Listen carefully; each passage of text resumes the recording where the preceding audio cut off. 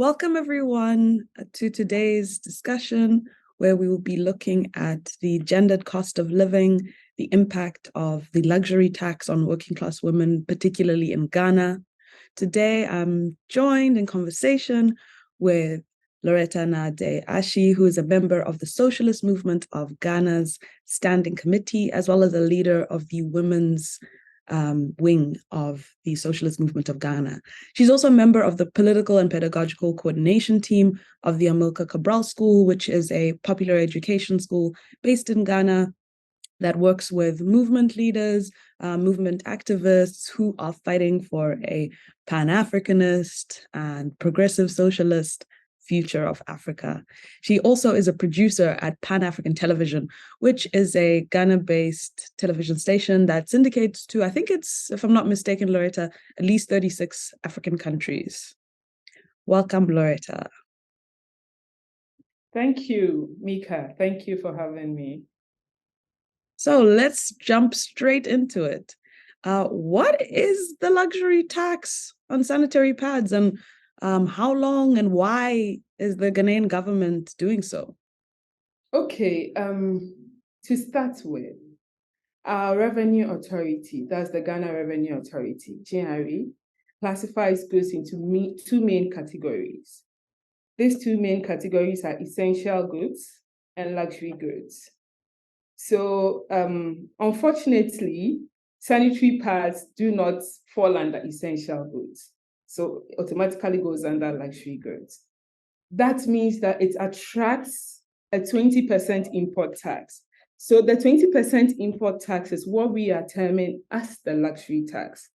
So it wouldn't attract a tax if it was falling under the essential goods. But because the government of Ghana doesn't recognize it as unessential goods, it attracts the 20% import tax.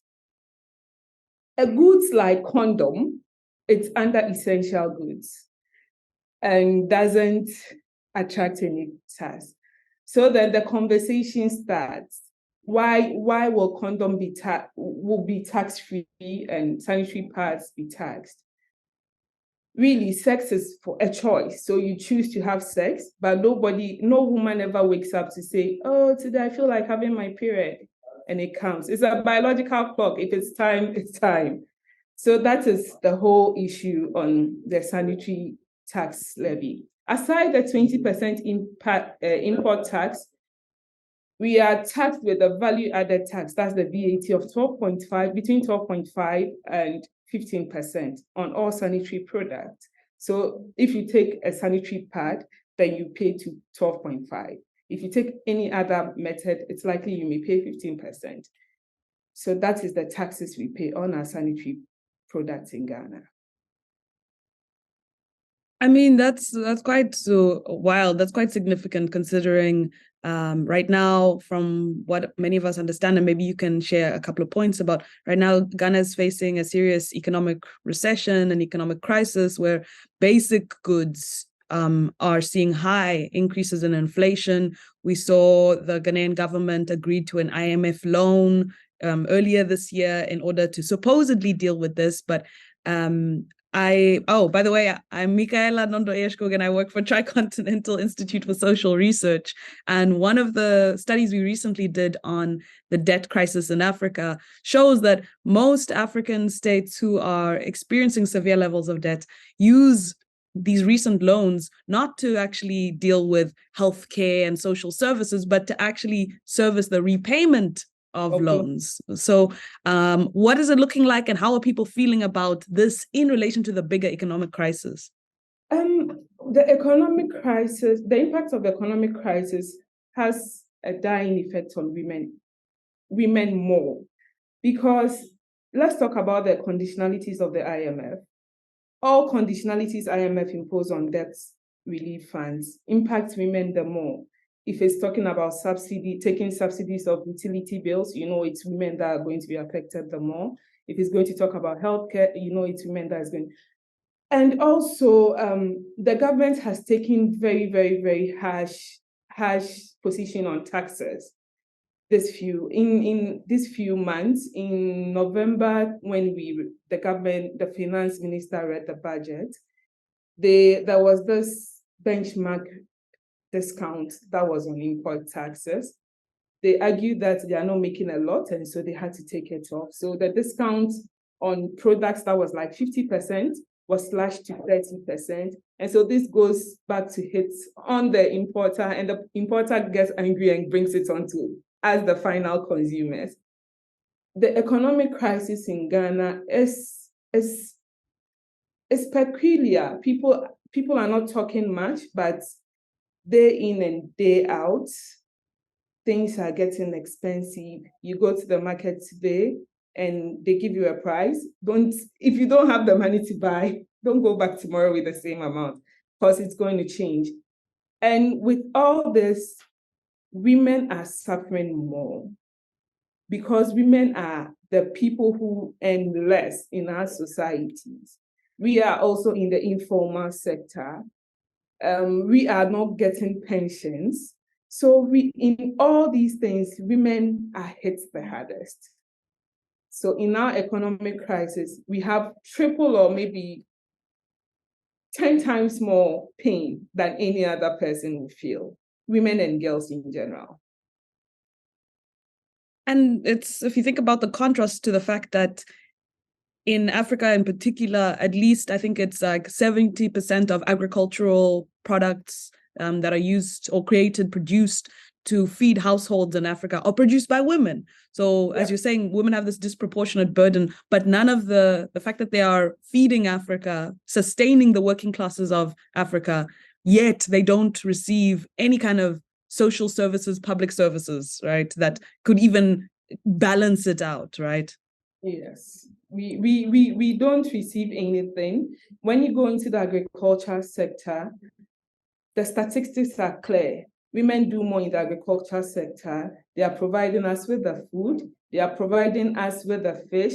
They are in the market selling. And there is no remuneration for us, even at the end of the day, even with healthcare. So women go into the farms, the sea where the men bring the fish, they have to do the finished products before it gets to the market and all that. But nobody has anything to show for. And they earn less than the minimum wage. In the informal sector, they earn less than the minimum wage. Yeah, the hiding of their contributions to what we call the surplus value of many commodities, not only in Africa and other parts of the world, whether it's, the textile industries in Southeast Asia, also the farming in Latin America. Women's contribution is largely hidden because it benefits those who are reaping the extras and the profit margins, right? Yeah. So what are some of the challenges, I guess, in discussing and organizing resistance to, these different forms of disproportionate gendered cost of living? I mean, in some places they call it the pink tax, where some hygiene products that are targeting women are, I think it's at least in the US, it's on, because that's the place where you can find the statistics, it's around 7% more on the same type of product. And people have argued that, no, it's because women are more demanding of what essential ingredients they want inside the roll-on or the shampoo or whatever it is. And so I was reading an article that was talking about, no, this is a woman's choice because she wants to have, aloe vera extract or jojoba extract or whatever.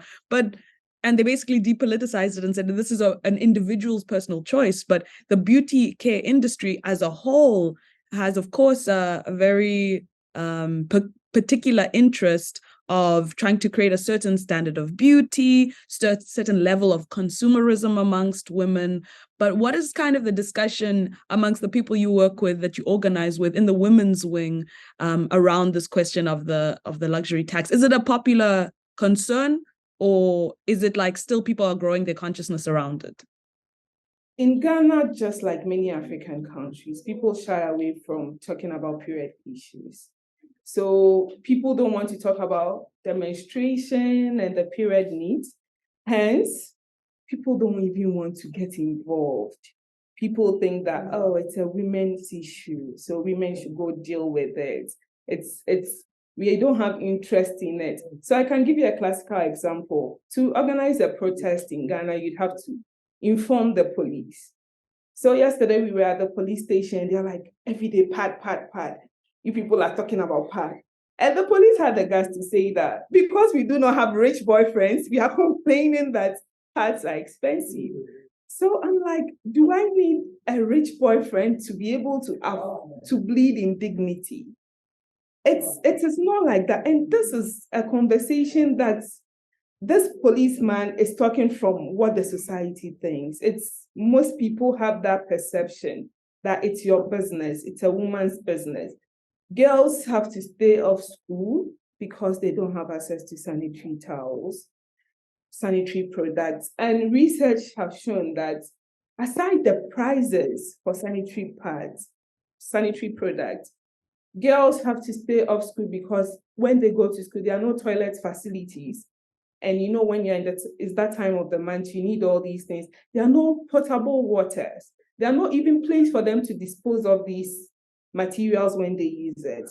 So girls feel frustrated and say, oh, then let me just be at home. Let me just be at home and bleed in peace. And this is about 7 days of calendar every month, 7 days of your of a month you're missing. So like that's a week. In a month of 4 weeks, you're missing 1 week out of it. So that is a problem. And so it creates that gap. And in most of the rural areas, girls tend to lose interest. Just like I'm saying, not only in Ghana, I know in other countries, there are huge stigmas and taboos relating to women who are menstruating. You don't have to go into public, you don't have to mingle, you don't have to cook. And in Ghana, I know in the Akan tradition, in the Akan ethnic group, Northern West, they have very strict rules that when you are menstruating, you are dirty and you don't have to get close to people. So when you are menstruating, you have to find a corner and hide, maybe lie in your room and all that. And so that is frustrating. People don't want to talk about the period issues. People think, why do you have to talk about blood? Why do you? So they don't even want to mention period or menstruation in the first place to make it a conversation. That is it. That is the problem we are facing in organizing. Which is kind of, extraordinary. Of course, we know we have to deal with not only feudal, patriarchal ideas in the continent, capitalist and imperialist and white supremacist, negative attitudes that disallow us to have fruitful conversations. But if you just look at the facts, I think it's UN or UNICEF have calculated that I think it's 1.8 billion women menstruate. 1.8 billion women. That's like a solid proportion of the population living on Earth today, more than a seventh of people. And I think the stat is that 500 million, so nearly a third of those women don't have access and don't use sanitary pads on the regular or any other, I guess, modern technology, let's say contemporary technology that would make things more convenient. Many people, you have to use cloth and other means which also take up costing in terms of your time, your increases in hygiene issues, etc., etc. But go ahead. Yeah, so in Ghana, there was a reportage. People have stopped using sanitary pads. Pads are the common ones here. Unlike the tampons and menstrual cup, pads are more often used. People have stopped using pads and would resort to using baby diapers because it's bigger and it will stay for a longer time. It will soak more blood. So if you'd have to use maybe 3 pads, you may end up using one baby diaper. And that is a lot of discomfort. A big one you wear, but because of the cost. Since January, with our economic crisis and all that, people have started using cloths. It was there, the idea, we were trying to force people to go use the sanitary pads, but people think it's time for them to go back. Just think about it. We are a country that our minimum wage is 14 cedis 88 pesos. That's like $1.88 around that. And a menstrual pad is sold for between 15 to 40 cedis, okay? So if you are a woman, on an average, if you're a woman who bleeds heavily and you use even two, let's just say 2 packs of sanitary pads, you're spending about 70, 80 cedis, and that's about 25% of your income. That's if you are taking the minimum wage. That's 25% of your income. That will mean that 25% is gone. You'd have rent to pay. You'd have utilities to pay. You've not eaten. You'd have to find food. If you have dependents, they would have to eat. So that's a lot of burden for a sin nobody has committed. It's sad that people don't see this as inhumane, because this is not what I want. Already we are dealing with a lot of pain that menstruation comes with, cramps and all that. We are dealing with that in our little small ways, and we have to be burdened financially. Already we are taking low salaries, we are taking less, and we have to spend this much on buying sanitary pads every month. That is inhumane. So who is involved right now in trying to build this campaign, and how are you organizing to confront the issue? So we are the Socialist Movement of Ghana is in collaboration with Yebetumi. Yebetumi is a non-governmental organization. Yebetumi is an Akan word for we can. It's really about the empowerment of women. So like women can attain, women can do this. So that is Yebetumi. Together with the Obasima Foundation, the organizers of the Obasima Summit, and a few other people, we are writing and we've written to Parliament. We are trying to get the lawmakers, though some people have started talking. We have 30 to 32 strong women in Parliament that every law should pass through them. I think it should be a conversation. The problem is that mostly people talk when it's in May because it's menstrual hygiene month. There's a lot of noise on, hey, there is tax on sanitary products. Let's talk. And after May, everybody goes back to sleep. And it keeps happening and happening. In 2020, during our election campaign, the ruling party said they were going to take out of the import tax. That's the 20% tax. And it's been 3 years down the line. The promise has, nobody is talking about that promise. We think it's time for us to act. People did, a lot of other NGOs did activities in May. Yes, some went on the street. Most people donated pads and sanitary products, but we are saying that it doesn't end when you distribute pads in May. What happens to June, July, August to December? If you give people free pad, I think that people should be able to bleed with dignity, be able to afford, and so government needs to take off the tax and subsidize sanitary pads. Also, make it free for girls in basic and secondary school, really, because people need this to survive. It is not a choice. So I think it's on 22nd June you'll be having an action. Can you maybe tell us about it? What's going to happen in June? So on 22nd, next Thursday, 22nd June, we will be hitting the streets. It's a very short distance. We will be holding our placards, talking about all the injustice of sanitary taxes on products. We will hold the placards for about an hour and march to the Parliament House and present a petition to the Finance Committee and the Gender Select Committee. People will ask, why not the Gender Ministry? It's unfortunate our Gender Ministry, it's a joke.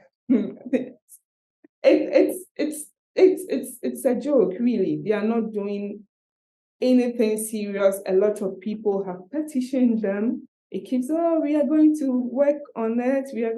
There are always nothing to show for it. because of the politicizing of these gender issues and all that.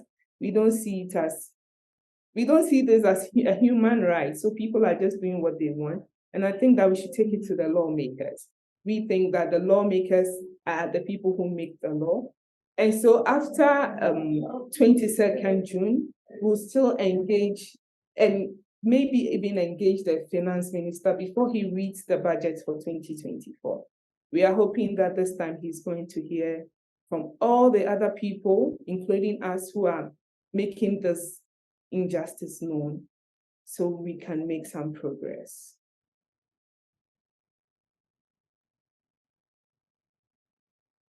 So we should invite anyone who's in Ghana or any of the border countries who can make it to join these comrades in this really essential fight. Essential being the key word, not luxury fight, but essential fight.